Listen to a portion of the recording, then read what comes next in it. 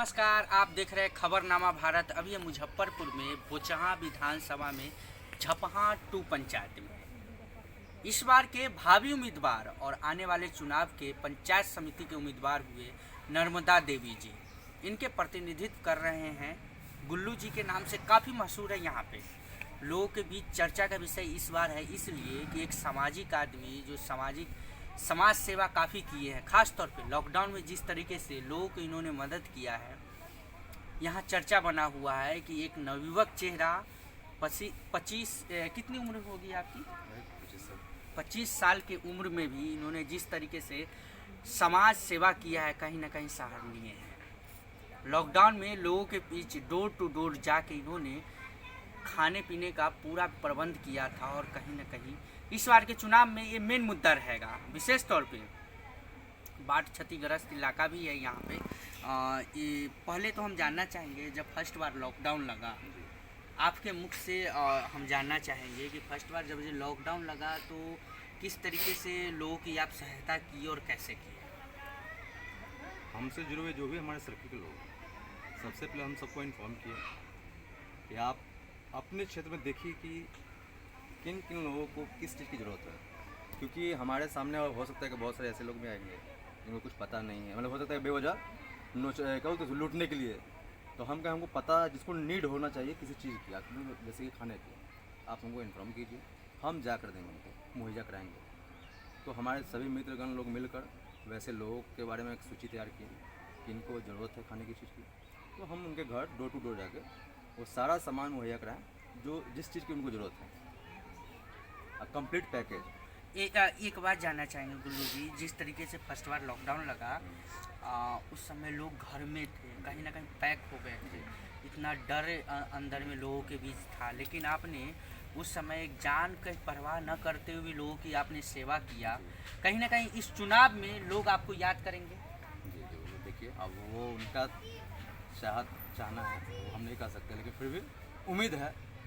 जनता के बीच में हम बहुत दिनों से जुड़े हुए हैं, हमेशा मदद करते हैं।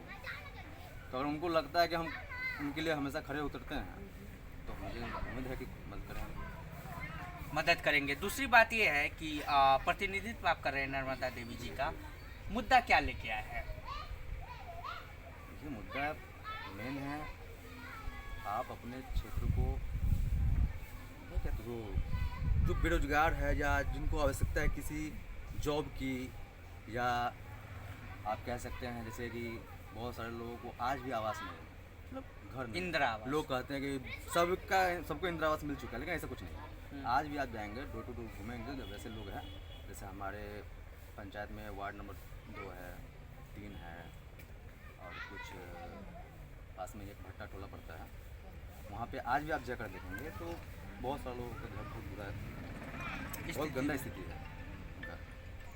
वहाँ पे भी जाकर देखेंगे तो वो उनको ज़रूरत है, घर की आवश्यकता है, उनको आवश्यकता है। तो हम चाहेंगे कि हर इंसान के पास अपना खुद का अच्छा घर होना चाहिए, मतलब कम से कम ना फ्लैट हम नहीं चाहते कि बहुत बड़ा बंगला। खाने का व्यवस्था आप कर चुके हैं, बस घर की ज़रूरत है। एक अच्छी शिक्षा की ज़रूरत है, गरीब लोगों को वो मिलना चाहिए।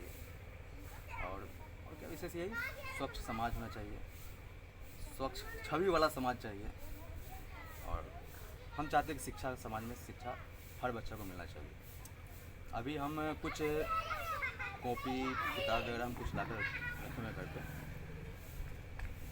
प्राइमरी स्कूल जो है सरकारी स्कूल, जहाँ पे जैसे कि नीचे जाति के लोग पढ़ते, बच्चे जिनके पढ़ते हैं, उनके पास पढ़ने तो जाते हैं सिर्फ खिचड़ी खाने के लिए, लेकिन उनके पास न कलम है, कॉपी नहीं है, ऐसा कुछ नहीं। तो हम चाहते हैं कि हो सकता है कि इलेक्शन से पहले, अभी जब स्कूल बंद है, बच्चा को आना मना है, टीचर से हमारी बातचीत हुई, तो जब स्कूल खुलेगा तो हम चाहते हैं कि उनको कॉपी पेन सारा चीज़ का व्यवस्था हमको कराएं अपनी तरफ से, न किसी से हेल्प। ऐसा नहीं है कि सरकार के थ्रू या किसी फंड से, उससे हम मदद करना चाहते हैं।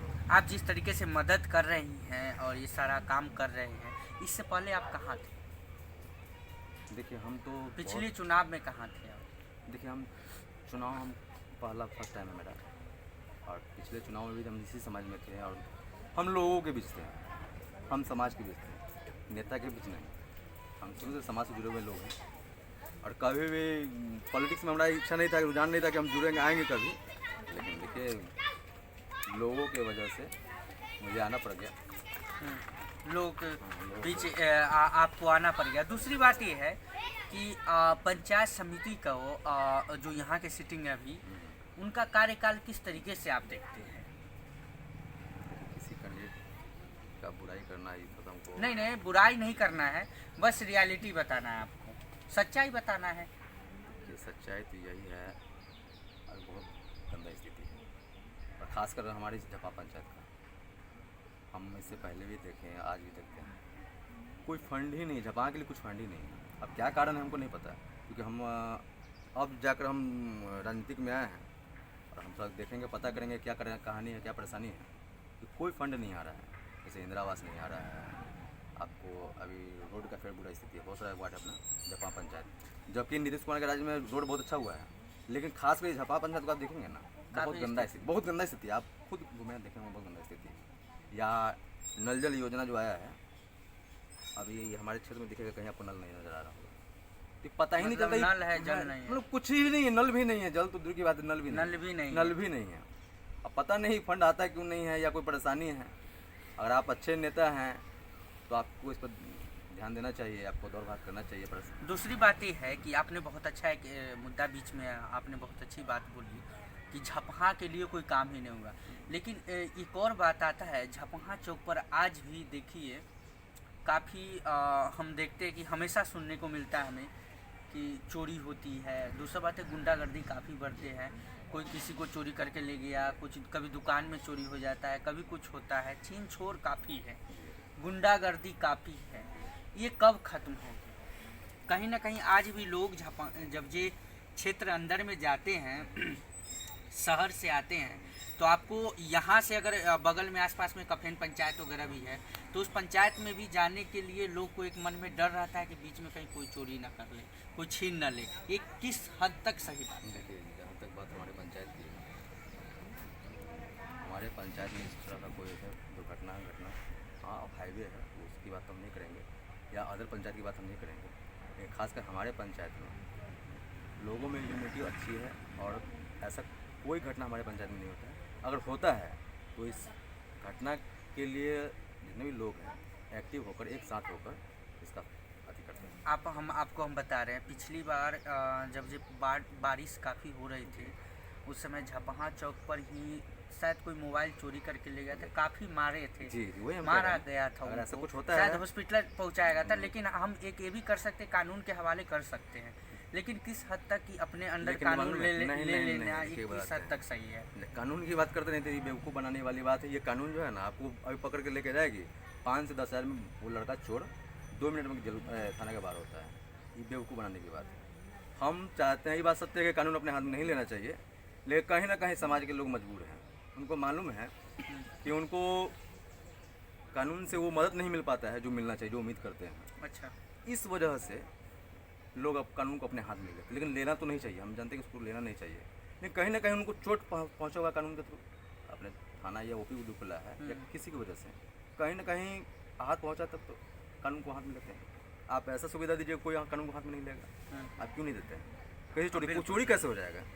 और आप चाहेंगे ना तो चोरी क्या सही बोलता है ना कि मंदिर के बाहर से गेट से चप्पल गायब नहीं हो सकता है। तो आप कोशिश कीजिए कि यहाँ से चोरी हो ही नहीं, और समाज के लोग कानून को हाथ में लेंगे, ये चोरी नहीं होगी तो कानून को हाथ में लेंगे नहीं। क्या मान के चल सकते हैं कि झपहा 2 पंचायत से इस बार अगर पंचायत समिति उम्मीदवार और कैंडिडेट अगर जीत के आते नर्मदा देवी जी, तो इनके 5 साल के कार्यकाल में यहाँ के लोग सुरक्षित महसूस करेंगे? जो भी फंड आएगा, फंडों पर काम होगा। देखिए, हमारा कोशिश है, जीतना हारना तो जनता के हाथ में है। हम आएँ तो हमसे हमारी कोशिश रहेगी कि हम ज़्यादा से ज़्यादा बेहतर करने का काम करें, कोशिश करेंगे। और नहीं भी जीतते हैं फिर भी हम समाज के बीच में थे और आज हैं और रहेंगे, और जहाँ तक होगा मैं मदद करूँगा, चाहे जैसे भी हो। मतलब कि जैसे हम लॉकडाउन में किए थे, उसको हम कुछ नहीं है ना, अभी हम कुछ नहीं है, कुछ भी मदद करते हैं और आगे भी मदद करेंगे। आगे भी मदद जी, ये जरूरी नहीं है कि जीत कर ही हम करेंगे। लास्ट सवाल, महिला सुरक्षा के ऊपर कौन बात करेगा? देखिए, महिला सुरक्षा के लिए आप तो सामाजिक कार्यकर्ता भी है, विशेष तौर पे समाज के लोग जानते हैं खासकर जब बात किसी महिला की आती है तो हम बहुत एक्टिव रहते हैं इस चीज़ में कि कोई किसी महिला को, किसी लड़की को, खासकर किसी महिला को कोई परेशानी ना हो। और कोई परेशानी होती है तो सिर्फ एक इन्फॉर्म करने की ज़रूरत है, या मेरे समाज के किसी भी लड़का को या किसी भी बुजुर्ग को या चाचा को, जो भी है, उनको इन्फॉर्म करने की ज़रूरत है। खाली हम इस पर एक्टिव होते हैं और जुनून के साथ इसका सामना करते हैं, कोई परेशानी का जुनून के साथ। जुनून के साथ। लास्ट सवाल, झपहा पंचायत के जितने सारे लोग हैं, पंचायत समिति के उम्मीदवार हैं आप, गुल्लू जी कुछ कहना चाहते हैं यहाँ के वासी के? बस हम यही कहेंगे कि आप सभी लोग एक साथ होकर एक सही उम्मीदवार का चयन करें, वैसे उम्मीदवार का चयन करें जो आपके सुख में और दुख में आपके साथ खड़े हो। गलत कोई भी फैसला लेने से पहले एक बार बैठकर सोचें, आपस में डिस्कस करें कौन सा इंसान का छवि क्या है समाज में, कौन क्या कर सकता है। हम यही कहेंगे एक अच्छा आपका उम्मीदवार होना चाहिए, स्वच्छ छवि का होना चाहिए, और जो आपके सुख दुख में आपके साथ खड़ा हो।